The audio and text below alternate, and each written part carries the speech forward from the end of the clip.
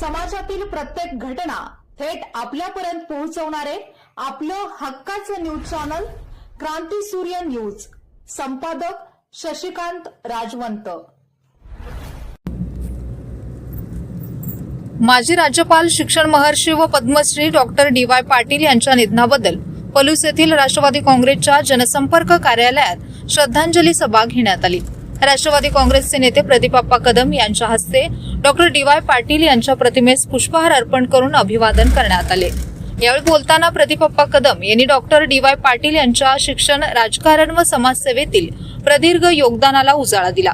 सर्वसामान्यांची नाळ जोडून काम करणारे आणि शिक्षणाच्या माध्यमातून समाजाच्या सर्वांगीण विकासासाठी योगदान देणारे डॉक्टर पाटील हे महाराष्ट्राच्या सार्वजनिक जीवनातील आदरणीय व्यक्तिमत्व होते, असे त्यांनी सांगितले.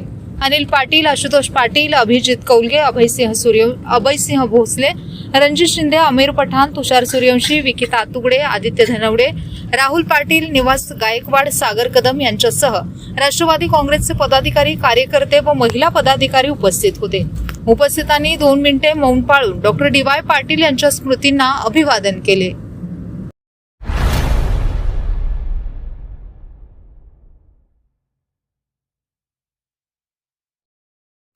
क्रांती सूर्य न्यूज. संपादक शशिकांत राजवंत. सबस्क्राईब करा,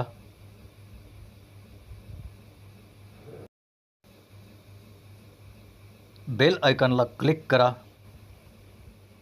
आणि लाईक करायला विसरू नका.